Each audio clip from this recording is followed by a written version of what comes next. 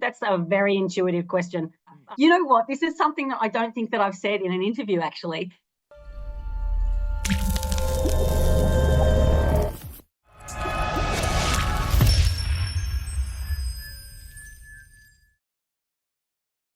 It's a pleasure to meet you. My name's Nick. I'm from Nova Stream in Brisbane. You doing well? How are you doing?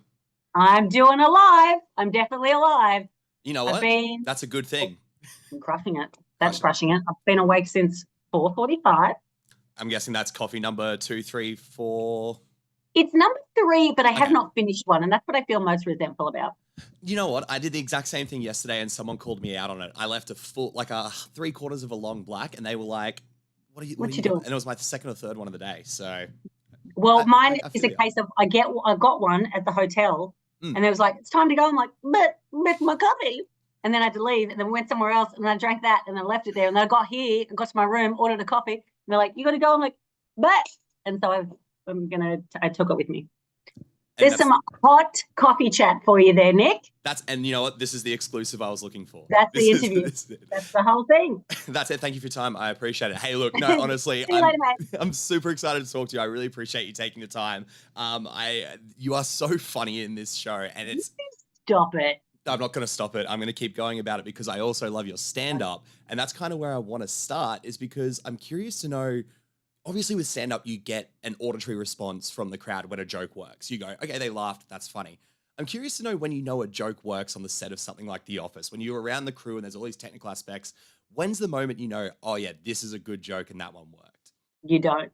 Wow. Everyone, it is like there are some takes where you're like looking around to the crew to see if you can see shoulders moving or someone walking off set because everyone is so good. Like Josh Thompson would break all the time. Thank God. Thank God. My ego could not have got through that show without Josh Thompson. Sure. But all of the other actors were pretty good. Like occasionally they would break, or you get to the end of the scene and they call cut and everyone goes, ha, ha, ha. But those were like, thank God they happened. I really needed them. I needed the crumbs of approval because it's so many hours of listening to people not laugh at you. Yeah, right. Especially coming from the things like stand-up where you go, I get that instant feedback. Yeah. It must be such a if a joke works or not straight away. And then you think if it doesn't work, you're like, oh, how can I change it to make sure it works? And whereas this, you're just like scrambling take after take to try to make it funnier. And hopefully you're moving towards what does make it funnier and not just desperate. Fortunately, Hannah Howard is the character. Yeah. She's so cringe and so desperate and so needy that kind of worked for the character where I'd be going, what do I have to do to make these people laugh? And that's her vibe anyway. That's her MO, is what do I have to do to make these people like me? I love that. Is there a particular moment where you mentioned Josh cracking a fair bit? Was there a particular moment where you were kind of like, okay, good, I got him? Like that was one you were happy he broke? Yeah. Oh, yeah. There was one in particular. It was the Melbourne Cup Day episode. Yep. And I'm in his office, and he's the HR manager for the people that don't know his character. His name's Martin. And I'm hammered at work, and he's like, Hannah, I think you should slow down on the drinking. And I say, I'm not drinking. And he's like, I just saw you drink. And then I take a massive skull. Sweet, yeah. And in the show, like when we were filming it, they just kept rolling. And we were giving each other these death stares. And I was just like, I was playing so drunk and out of nowhere. And it was too mean, I think, for the character. I just looked at him and went, you're a loser. And then he broke and then I broke and then I could hear everyone on set. And I think it was because the pause leading up to it was so long. The meanness of it punctured the tension. Oh, I love that. Oh, that's gold. Maybe one day in a deleted scene, if this ever comes through, we get to see that. Maybe. What's the key to nailing physical comedy? Because the movements of Hannah Howard in this are incredible. Whether it's dancing, the pajama party, when you're all going pajamas, the way you move around is so funny. But I'm curious to know what's the key to it. How do you know when a movement is like, okay, that's going to bring a laugh? I think I know that my body is going to be funnier than I'm more intuitive about my body being funnier than words being funnier, to be honest. Sure, yeah. I don't know, like if you think, so Julia Louis-Dreyfus from Veep, she, and Seinfeld, obviously, she to me is like the greatest comedy actor of all time. Sure. And I remember rewatching Seinfeld, and I was watching it going, you were somehow making your teeth funny.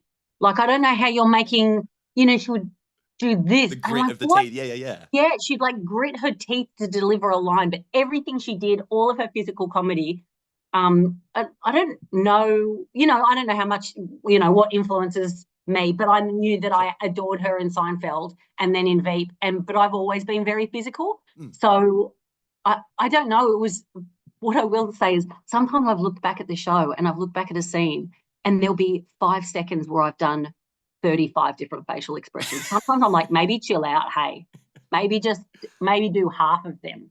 It works though. It works. And obviously, because then you've got the facial expressions that line up with the iconic turn to the camera. It's a part of the Yeah, officer's yeah. genes, right?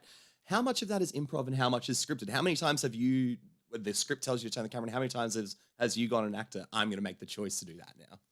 Oh, it's a bit of both. So we had Oh, a 2-week rehearsal period, and Jackie Van Beek was like, we did rehearsals with the camera in the space, and she would encourage us to like look down the camera. You know what? This is something that I don't think that I've said in an interview, actually.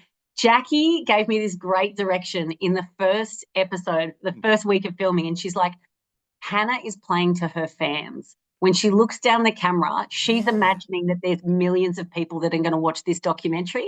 And so we'd be about to film and she'd go, remember the fans. And so I'd be doing a scene, and even if like my co-workers in inverted commas, the staff in inverted commas, if I was like, if they looked annoyed, I'd always be able to look to my fans and go, don't worry, I've got this. So it was like it was her personal Truman Show.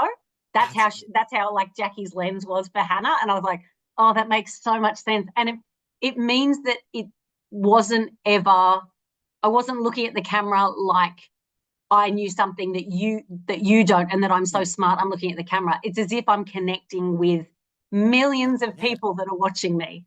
This little paper company in Rydalmere, Parramatta. That's an incredible piece of direction. I love that. Yeah. I'm getting close to my time here. I'd love to close out on this. Like I said, I do love you stand up, and I love you in this show. But I also love that you're such an advocate for mental health. And for me, film and TV. I don't know if you can tell I'm a bit of a film nerd. Have been a major part of my life in the sense of understanding my own emotions and things that have happened in my Mm. life. I'm curious to know when it comes to playing a character. Is there an aspect of your life that helped you understand or bring some empathy to a character like Hannah Howard, or has it ever happened vice versa, where you played someone who's helped you understand something about your life? Hannah was both of those things. That's a very intuitive question. Mm, I Hannah is all of my most annoying personality traits. Like there is right. the thing that Hannah has that I don't have is a job, and the thing that I have that Hannah doesn't have is self-awareness. But the other thing is, and I haven't spoken about this in an interview either, but Right. on the last day we were like, it was a wrap, and we were like handing out thank yous and everything. And oh, I might even cry while I'm saying this. I'm such a massive pussy. I've cried No, everything. no. Anyway, I'm off the meds, so she cries now. The tears are ready. But I was saying that when I first started filming, I was like, oh, Hannah's so annoying. And I had all these people from the crew come up and go, oh, I love Hannah so much. I'm like, oh, there's something wrong with you then. And Right. then as like the series went on and the episodes went on, more and people were like, I love this about Hannah and I have loved this about Hannah. And then I got to the last episode and I got to the wrap party. I'm like, oh, I thought that everyone else hated those things about me, but I hated those things about me, and other Yeah. people don't actually mind them. And so it was really like, it was very emotional, sort of Yeah. having this realization. And I'm not 20, like I've been around, I've done therapy, I've been in Yep. support groups. So to have that level of like realization and from a TV character was kind of sad that it took that. No, I think to me it speaks to the power of fiction. In all honesty, and I think Yeah. it affects people in many different ways. So that was very. I appreciate you sharing that with me. That's very kind. I think I'm close to my time there. So Felicity, thank you so much for taking the time. I know probably got a crazy schedule leading up to this. This is a huge release. So thank you so much for taking the time to chat. Oh, no, thanks so much, Nick. Have a Hope great day. you as well. Hope we do it again soon.